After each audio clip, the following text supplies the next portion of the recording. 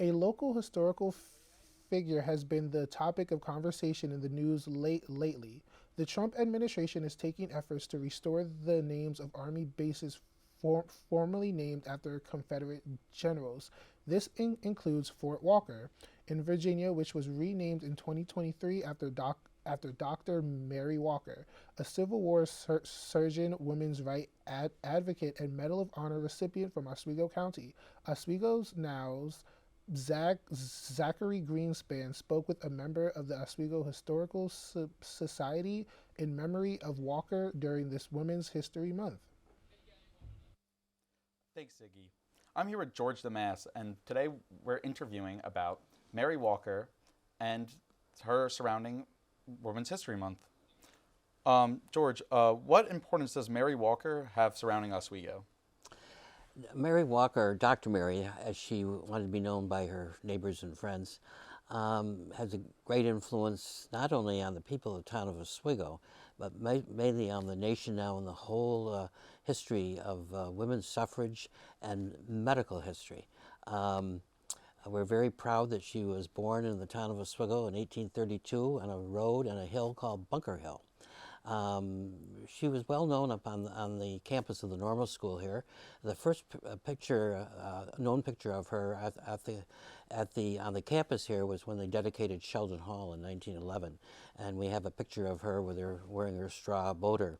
But she knew some of the professors here, and she knew Isabel Hart of Hart Hall fame, and I'm especially interested in that because I knew Isabel Hart. Isabel Hart was in the class of 1907 here, and she retired from teaching the year before I was born, 80 years ago. But she knew Dr. Mary. She took some of her class out to Bunker Hill to meet her. But Dr. Mary's influence went way past the town of Oswego, even into the U.S. Army today. I just got another question for you.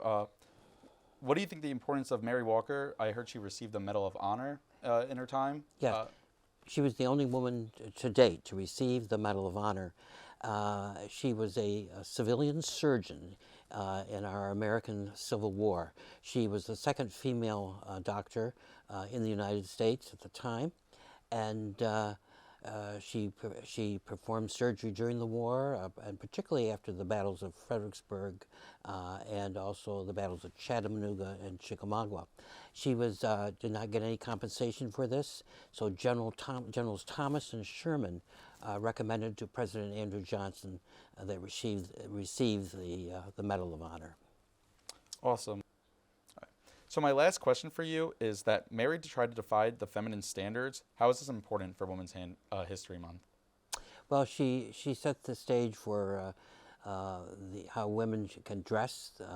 She wore what we call men's clothes, and then in the late 1890s, the women wore what they call the Mary Walkers. They're actually slacks, but she was just so great as far as dress reform, suffrage. And as I said, she was considered to be a very high role person for the United States Army. Well, that's all we have time for, unfortunately. Stick around after the break for some more.